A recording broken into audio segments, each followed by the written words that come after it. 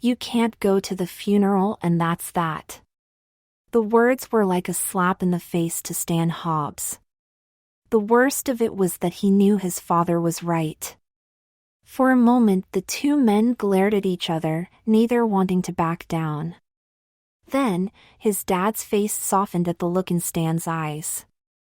"I'm not stupid, lad," he said gently. "God knows how much it means to you, but if you want to stay out of trouble you can't go." Stan said nothing. Instead, he turned away from his dad and went back upstairs broodingly. At the top of the stairs, he turned and stepped into the room that used to belong to his twin sister, Clara. Clara. Sweet, beautiful Clara, with her bright smile and her delightful laugh. Her sense of humor and the cheeky way she would poke her tongue out at him, and the way her nose would wrinkle up when she laughed. Clara, who had enjoyed swimming in the pond, beating him at board games, had done much better than him in school, and who could climb a tree like a monkey. Clara, who now lay cold and stiff in a funeral parlor, 3 days after a German bomber had dropped its bombs near the village, the shockwave from the detonation flinging her from her bicycle and killing her immediately. There hadn't been a mark on her, Constable Owens had told their parents, his own eyes filled with tears from the news he had to impart. It was as if she'd just lain down in the hedge and gone to sleep, a huge crater in the road 50 yards ahead of her. It was one of 8 that were scattered across the field the road ran alongside. The other bombs, 500-pounders Constable Owens had said, had all exploded harmlessly, but that last one. Stan's eyes swam with tears again. It was so unfair. He'd gone through the Blitzkrieg in France, bombed all the way back to the sodding beaches, and then bombed on the beaches, and then bombed again in the boat on the way home, and all he got was messy hair and dirt on his face. Not a scratch otherwise. And now Clara, biking home after a visit to some friends, had just happened to be on the wrong bit of road at the wrong moment, as a bastard Jerry bomber pilot decided, for some strange, unknown reason, to bomb a field in the middle of nowhere. Stan looked around at Clara's room. It was full of her, from the dolls on the chair, to the faded paper decorations around the edge of the windowsill, to her blue WAF uniform hanging neatly on the back of the door. He wanted to scream at the world, at his parents, at the German pilot, at Clara. Instead, he sat on the bed and held his head in his hands, deciding that if he didn't think about it, it couldn't be true. A while later his mom came into the room. Tears had traced a track down her cheeks once more. "Oh, Stan," she said. She paused by the door, then came and sat down next to him. "Your dad's right, love," she said. "I know he is," Stan replied miserably. "He knows you want to go, but he's afraid of what might happen if you do. Looks like I messed that up as well." There was bitterness in his voice. "Don't be like that," his mom told him. "You couldn't know what was going to happen. Nobody could. If I hadn't deserted, I would have been allowed to come home." "Maybe, but there's no buts, Mum. It's true. Even the army aren't as bad as that." His mum didn't know how to reply, and Stan pressed on. "I've been thinking, perhaps I should go to the funeral and then hand myself into Constable Owen after." "Don't be silly," his mum cried. "It's not silly. They don't shoot people for deserting these days. But you'll end up in prison. Least I'll be alive." His mom was silent for a moment, practically wringing her hands at what he said. After a minute or two she spoke again. "And what about your dad?" "What d'you mean?" "Nobody knows about you deserting, Stan," she said, her voice low and urgent. "God knows your dad never took against you because of it, and with what happened to Clara he's even less like to now. But what if you get arrested and go to prison? What then? He'll never hear the end of it, that's what. Stan looked at her as her words sunk in. It was something he had not considered. Lots of people won't understand, she carried on. They see somebody who's done what you have, they just call them a coward, or something even worse. You think your dad could stick that? She stood up. There's more to think about than just you know. She left Stan in the room alone, and he looked at the door through which she disappeared. With a deep sigh, he let himself fall back onto the bedspread. His parents were right. Both of them. They'd stood by him, and he knew he could not just throw that away. Like many others, Stan had been swept up in the national mood back in September, when Britain and France declared war on Hitler following Germany's invasion of Poland. Aged only 18, Stan had been working as a copy boy on a regional newspaper in Exeter, taking the bus in every morning from the family home in the nearby village of Dovehampton. He'd soon decided to join up, volunteering for the army. It had been a brave decision. Stan was not the strongest of youths and, even at 18, still looked as if he had not yet entered puberty, with a scrawny figure, fair hair and good-natured features. He persevered through basic training, however, and in the early months of 1940 had been sent with his regiment to join the British Expeditionary Force in France, over 300,000 soldiers, standing shoulder to shoulder with the French army, facing the Germans across the Maginot Line. Those first 3 months had been the best of his life, lots of maneuvers, helping to prepare fortifications, and even a couple of reconnaissance patrols up to the border.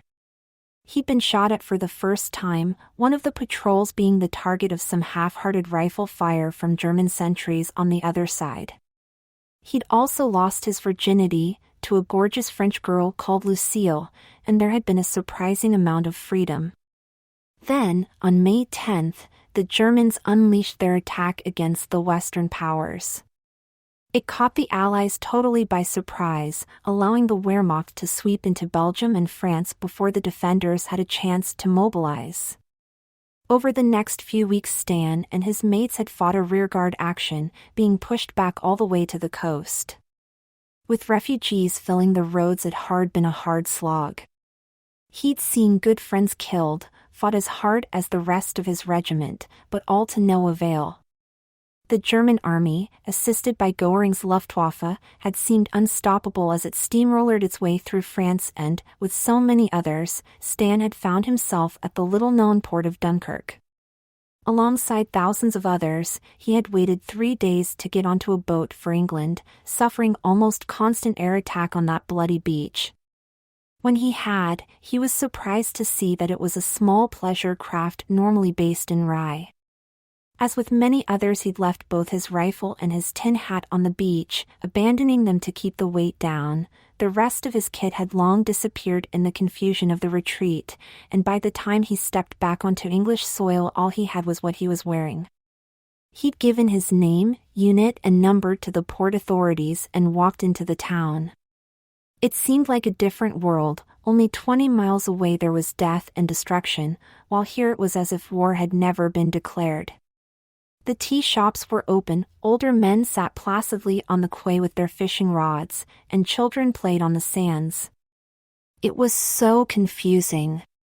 For a while Stan had sat on a cliff overlooking the English Channel in the pleasant sunshine, his mind in turmoil.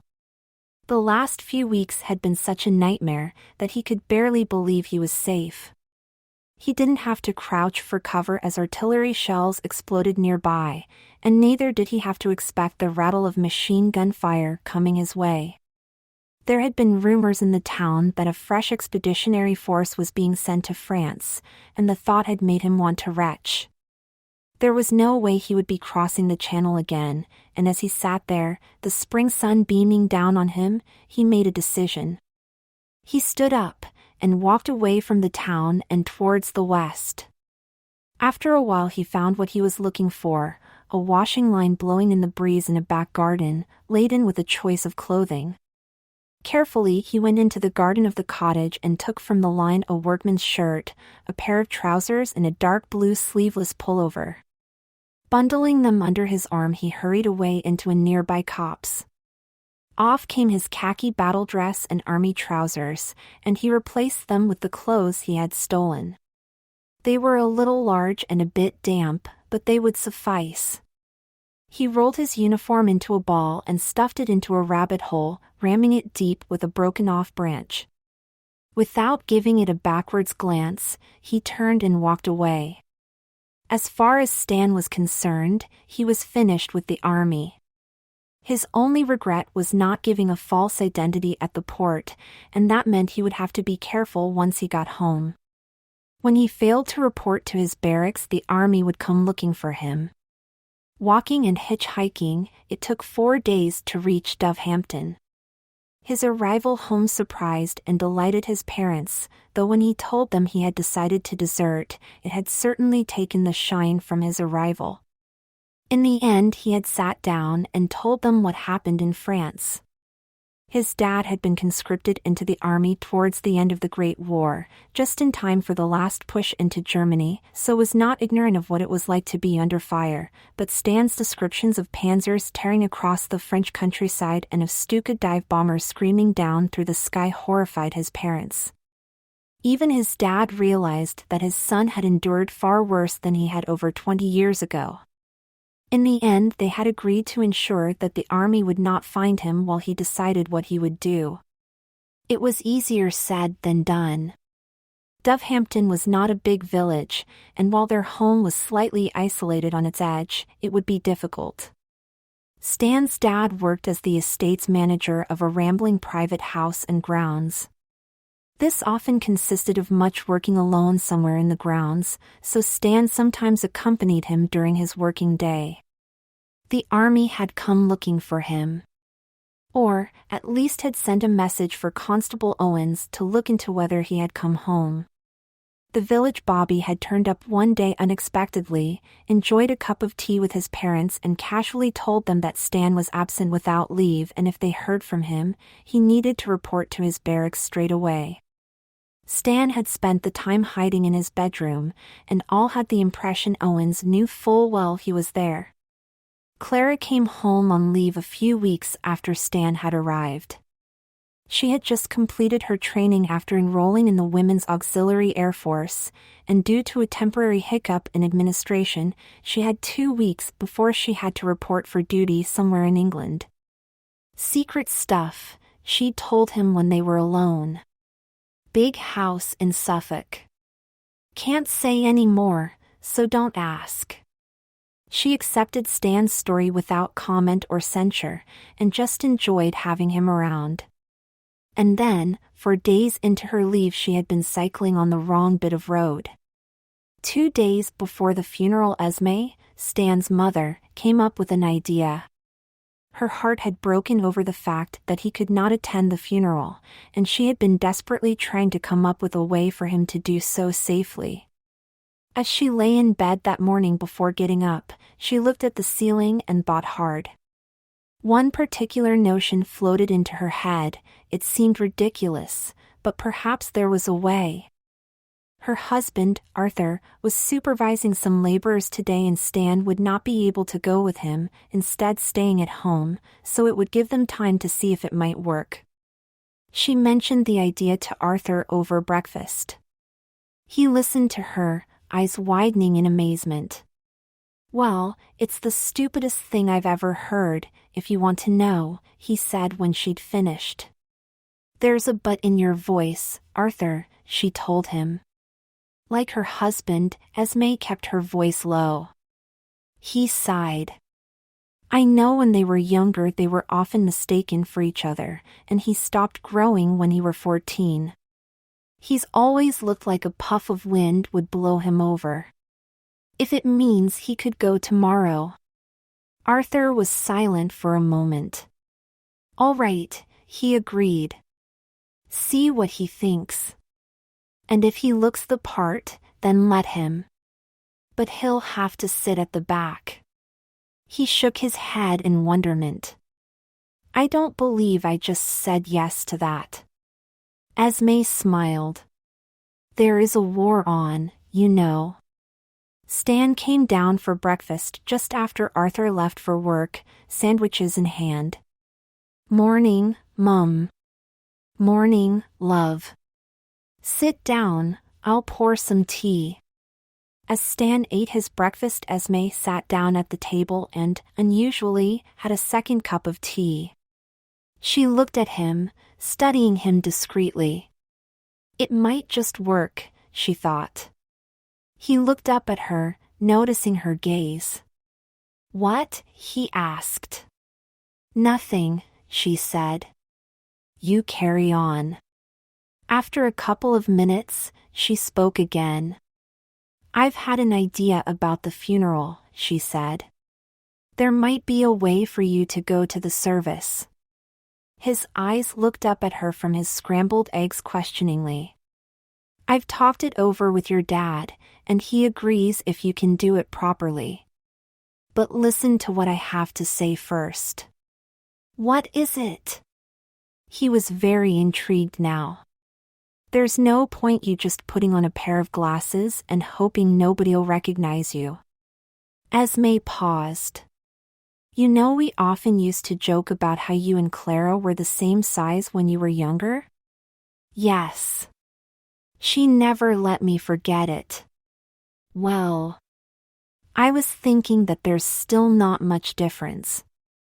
And with your features. I think you could probably disguise yourself as a girl and sit at the back of the church. Stan fell silent, food halfway to his mouth. For a moment he just looked at her in astonishment until the egg falling from the fork broke the spell. That's absolutely daft, he told her incredulously. Bloody hell, Mum. Don't swear, she said automatically. I've racked my brains thinking about this, and it's the only way I can see that works. If you turn up as you are, you'll get arrested.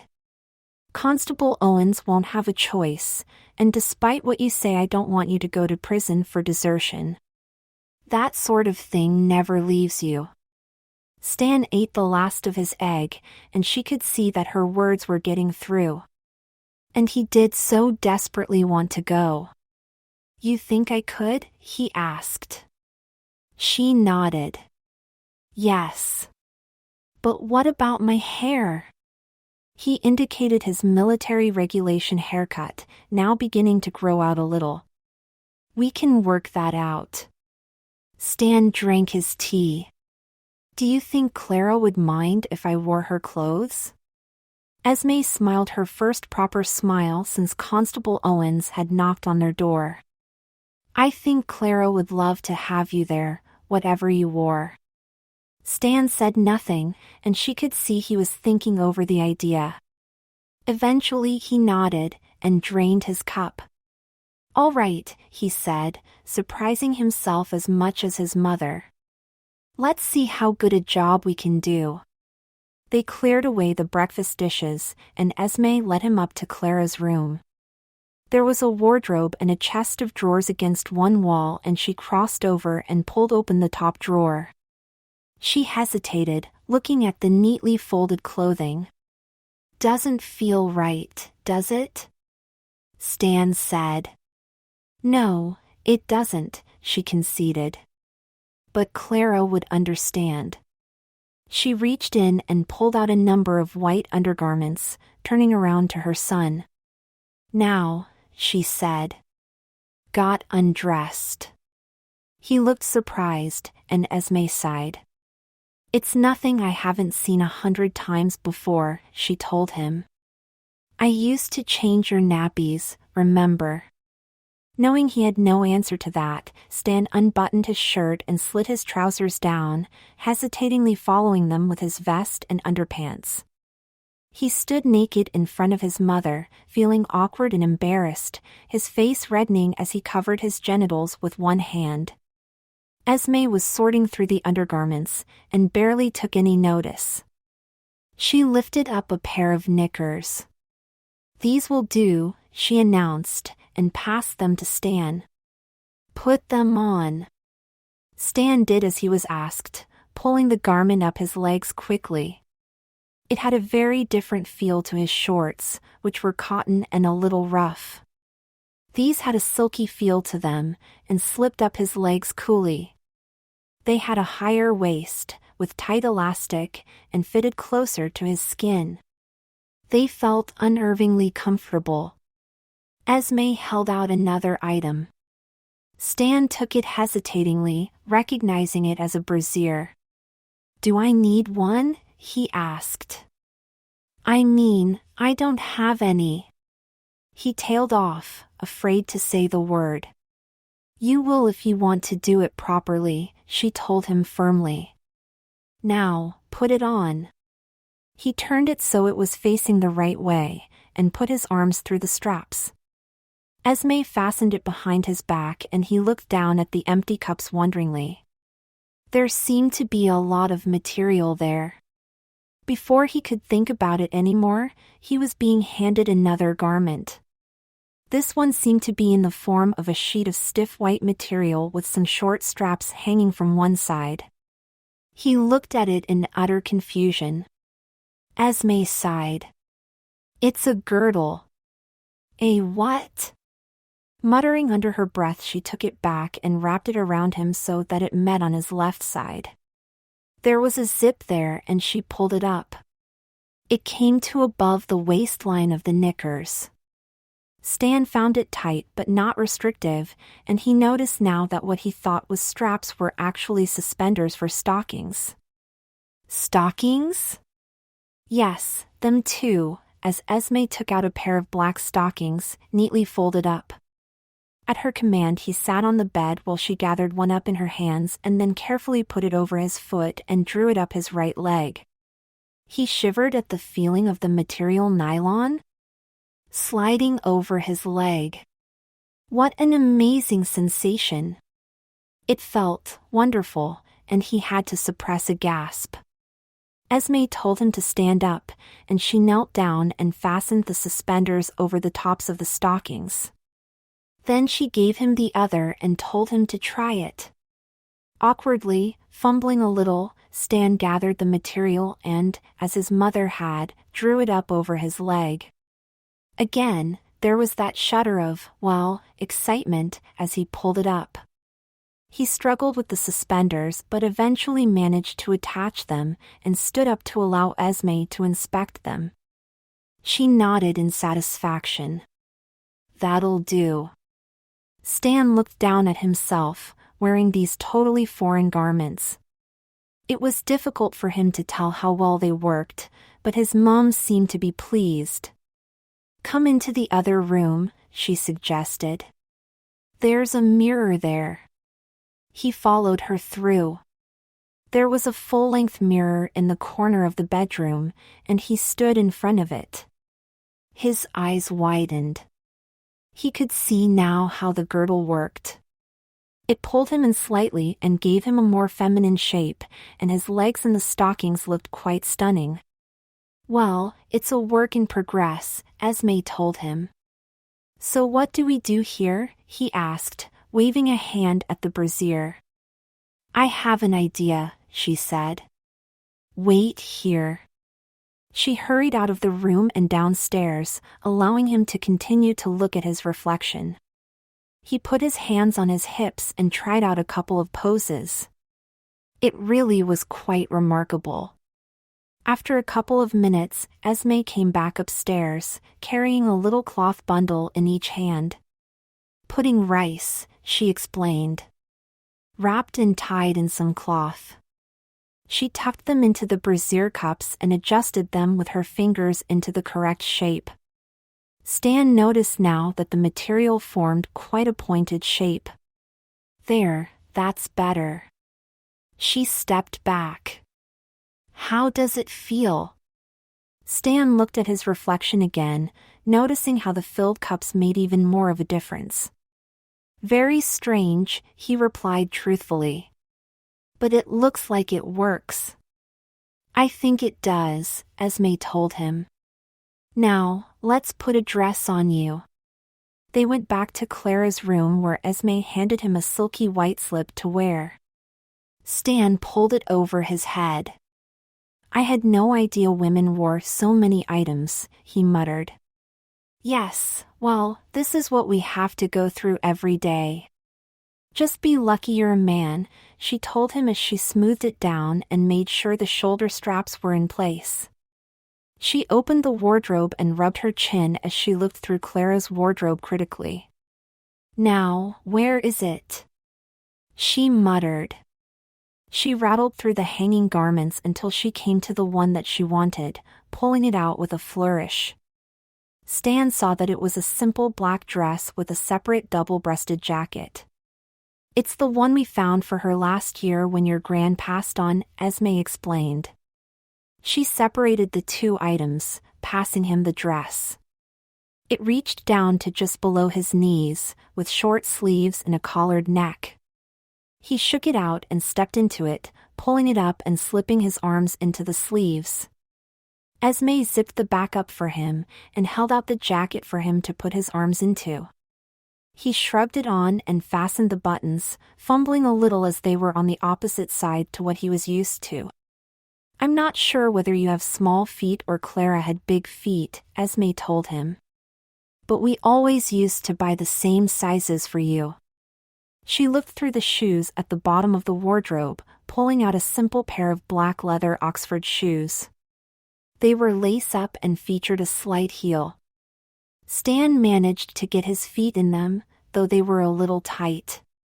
He stood upright, the heels giving him yet another odd sensation. Esme stood back and looked at him. "Well," she said at length, "you certainly look the part from the neck down. Now we need to look at above the neck." She sat him down in front of the small dressing table and draped a towel over his shoulders. There were a handful of items of cosmetics scattered on the top of it, and Stan eyed them nervously. "They won't bite you," Esme told him. "But they will help the job." She took a little box, opened it, and with a spongy pad covered over his face with a pale, pinkish powder, taking care to give him an even coverage. "It's called foundation," she explained. "It gets rid of any blemishes, but it won't cover your beard if you don't shave, so make sure you shave closely on the day." Once she was happy with the foundation, she carried on with her work, moving around him and concentrating on what she was doing. Stan was aware of different items being used, a gentle brush being used on his cheeks, a darker color being used on his eyelids. With a pair of tweezers, she pulled a number of eyebrow hairs out, ignoring his protests, and went over the shape with some kind of pencil. Lastly, she used a red lipstick on his lips before stepping back. "Not bad," she said, pleased with her handiwork. "Now, for the last step." She went out of the room and into the one she shared with her husband, leaving Stan to wonder what he looked like. There was no mirror on the dressing table, and he remembered that Clara used to borrow the one in the bathroom to put on her makeup. Esme came back with a dark-colored object in her hand. She shook it out and started to work on it with a hairbrush, and he realized it was a wig. "Where did you get that?" he asked in amazement. "I used to wear it when I started stepping out with your dad," she told him, a wistful smile on her lips. "My hair was quite short then, and I couldn't wait for it to grow longer." After a few minutes' work, she had managed to brush the dark brown hair into some semblance of order, frowning at it. "I'll have to give it a proper go-over later," she muttered. "But let's see how well it fits." Esme put a stocking on over Stan's hair, tucking any loose strands up and under it, and then carefully put the wig on him. She spent a few minutes brushing it out and tidying it. It came to just below his neckline, and when she was happy, she led him back through into the other room for him to have a look in the mirror. Stan gasped. If not for the color of the hair, he could almost have been looking at Clara. The girl in the mirror was slim, her waist nicely drawn and by the girdle. She was attractive, her makeup quite fashionable, and her dark brown hair hung neatly down her back. It was a very strange feeling, Stan decided, like somebody walking over his grave. It was him looking back. He could see it in the features, in the eyes, and yet at the same time it wasn't. His sister looked back at him as well. Esme, looking at her work, had tears in her eyes. "Oh my," she whispered, overcome by the resemblance. "Do you think I look too much like her?" Stan asked. "You look too much like her even without trying," she told him. "There's nothing to be done about that, love." Stan turned his eyes back to the mirror, drawn in again by this image. His image. Her image.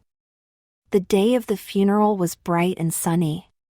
It was a little cool for the beginning of July, but the weather had brought most of the village out to pay their respects. The little Methodist church was resultingly quite full, but Stan had been able to sidle into the pew at the back, alongside Mr. and Mrs. Cavendish from Hilltop Farm and old Miss Easterbrook, who had taught Clara and him in Sunday school. Stan was worried that she would recognize him, but he had no concerns on that part. He wore the same clothes as he had tried on the other day, though his disguise had gone deeper. At his mom's suggestion he had shaved his legs this morning, exacerbating the feel when he had slid on the stockings afterwards, to the point where he had had an erection. He had shaved his face very closely, sharpening his razor before doing so. Like his hair, his beard was quite fair, which had helped. His mom had done his makeup again, and she had washed out the wig and dried it carefully, using curlers to give it a little more life and make it a little more modern. It looked a lot better, and Stan wore a round, narrow-brimmed black hat atop it. He also wore a pair of Clara's clip-on earrings, with a pearl design, and a pearl necklace, while he carried a black handbag and wore a pair of black leather gloves. Lastly, he also wore a pair of metal-rimmed round glasses with plain glass lenses. They had belonged to his grandmother. There was nothing wrong with her eyesight, but she liked to wear them for effect. As he stood there, nobody could have guessed his true identity, or that he was not a woman at all. His dad had been gobsmacked when he saw him earlier. "Bloody hell," he'd exclaimed in amazement when Stan had come down the stairs, careful to move in the way his mom had coached him yesterday, ready to walk down to the church. Stan shrugged.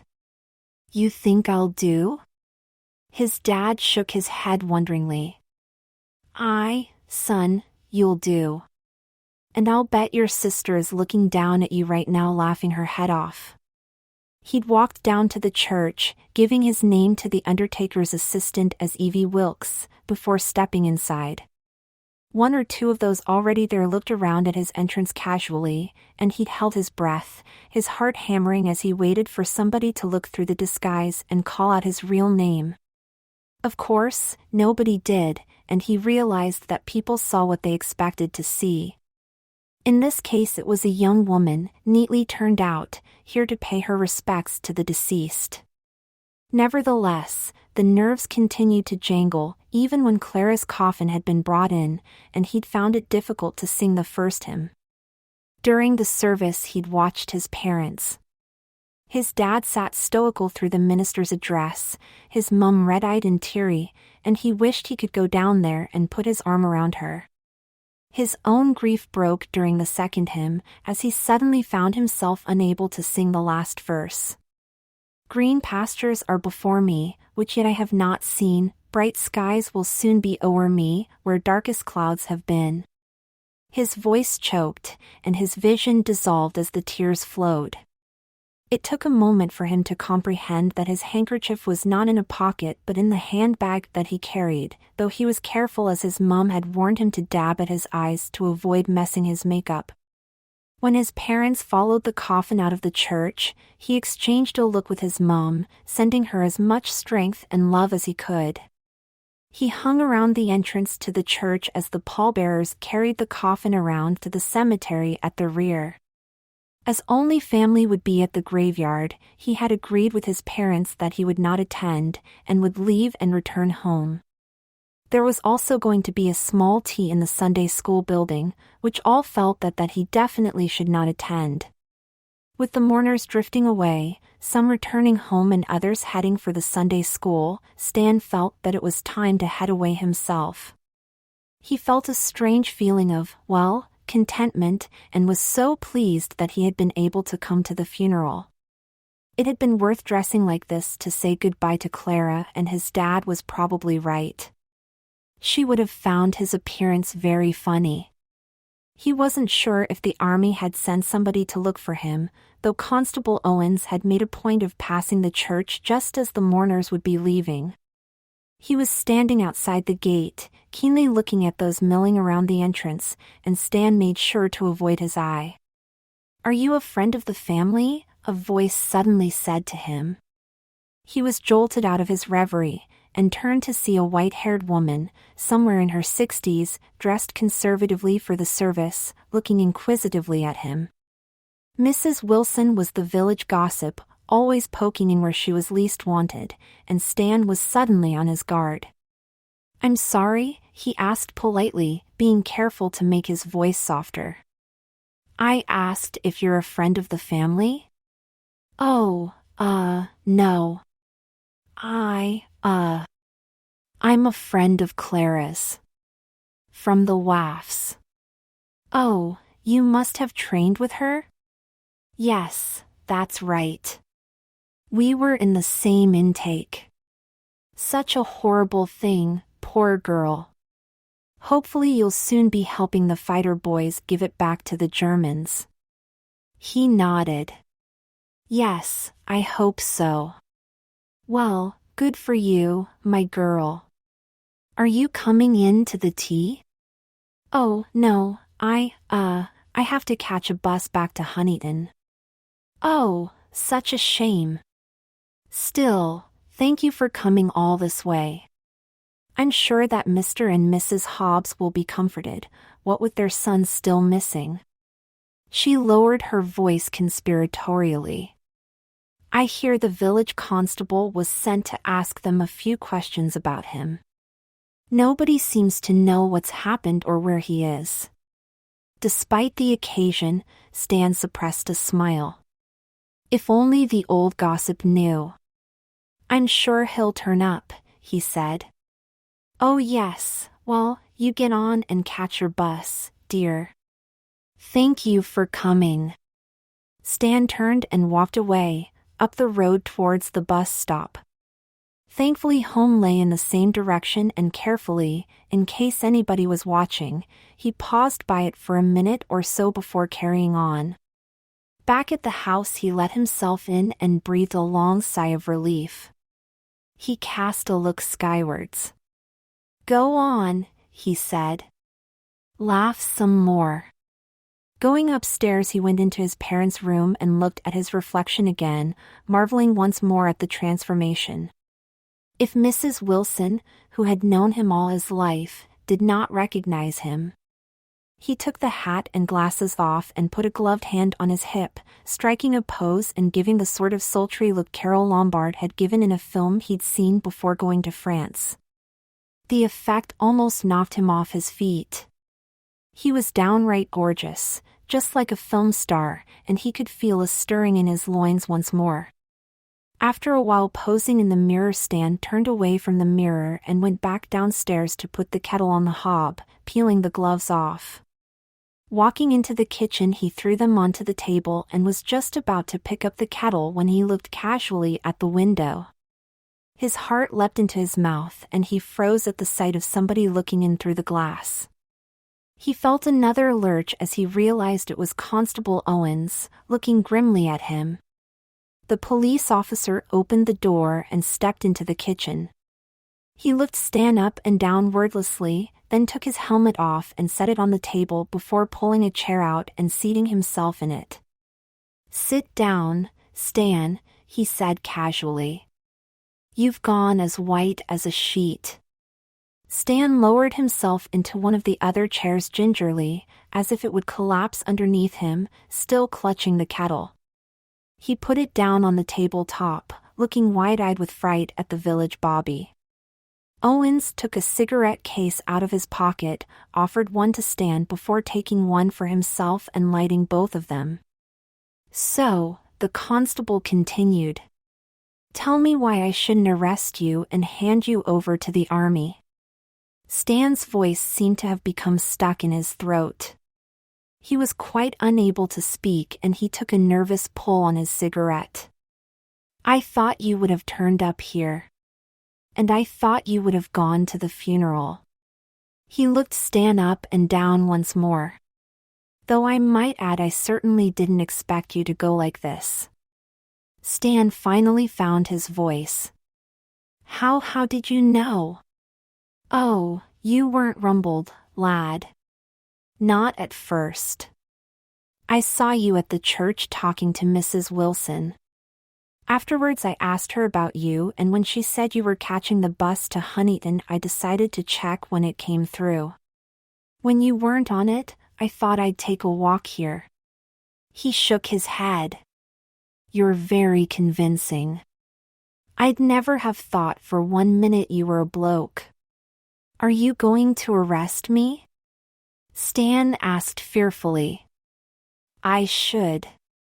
You've gone absent without leave and that's an arrestable offense." He paused. "I don't blame you for wanting to get out.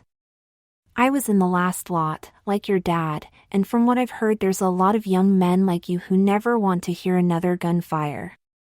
But," he added, "not many of them have deserted. The question is, why do you think you're so different?" "I'm not," Stan protested, but quietened as Owens raised his finger for silence. "It might well be that the war's over." "I don't think so, despite Hitler and his last appeal to reason or whatever he called it. Mr. Churchill doesn't seem to be willing to listen, and quite right too. So, if the war continues, what are you going to do, Stanley Hobbs?" There was silence in the kitchen for a moment. "What happened to Clara was tragic beyond words, Stan. And as I see it, the RAF's been denied a very intelligent and dedicated young woman. So, to deny any further tragedy to your parents, I'll make a deal with you. Take her place and I'll forget I've seen you." Stan was confused. "You want me to join the Air Force?" Owens smiled. "In a way. I want you to take her place in the WAAF. Looking at you as you are, I think you won't have any problem fooling anyone." "That's stupid," Stan said, his voice rising indignantly. "How'd you think I'd manage to do that?" Owens shrugged. "That's not my problem, Stan. But I could get arrested as a spy if I'm found out." "Well, either you do as I suggest or dash," and he pulled a pair of handcuffs out, putting them on the table next to his helmet. "I'll arrest you as you are and take you to the station. It's your choice." Stan's mind was a whirlpool of emotion. He couldn't believe what the policeman was saying to him. After losing their daughter, I don't see why Esme and Arthur should lose their son to the Germans as well, Owens said. His voice hardened. "But you took an oath to protect your country, and you will do your duty. If that means wearing a WAAF uniform to do so, so be it. Do you understand me, Stan?" Stan looked at him in shock, unable to speak. "So those are your choices." He put the cuffs away. "The WAAF or prison and shame." "I don't want to go to prison," Stan said quietly. "I should imagine you don't. And particularly not as a deserter. So do this instead. Make your sister proud." Owens stubbed out his cigarette and stood up, picking up his helmet and placing it back on his head. "You've a remarkable skill in making yourself look like a girl. Use it. I'll make sure I'm there to see you off when you go back to the war. Mind how you go now." The constable left the kitchen, heading back out onto his beat and leaving Stan where he was, stunned at what had just happened. After what seemed like an age, the rational part of his brain began to take control once more. He hadn't honestly given much thought to what to do in the long term. He couldn't stay here, he knew that. That would put his parents in an awkward position and, besides, they'd done more than enough for him already. He had some vague idea of heading to Plymouth and stowing away on a ship bound for South Africa or Canada, and effectively hiding out there until the war was over, however long that would be. But that's all they were vague. Constable Owens was right. He could see that. And perhaps he was right about what Stan could do. He'd slowly become aware since Clara's death that, while he'd burned his boats as far as the army was concerned, somehow his war wasn't over yet. He could still serve in a different way, and he could see now that Clara's death had somehow opened a door to allow him to do so. He owed it to her. It was a ridiculous idea, he told himself. He could never pull it off. But then, so had been going to her funeral dressed like this. And that had happened without any problems. Though this was a much bigger idea, and quite risky if he was found out. He wasn't speaking lightly when he told the constable that he could even be taken for a spy and shot. But part of him welcomed the challenge. He took a last pull on his cigarette and went up to Clara's room and looked at her WAF uniform, hanging neatly where she'd put it last week after arriving home. He fingered the blue serge material and frowned, trying to imagine what he'd look like wearing it. One thing was sure, he thought, a smile coming to his face. It would certainly keep him safe from the army. Of all the places they could look in, they'd never think to come searching for him in the Women's Auxiliary Air Force.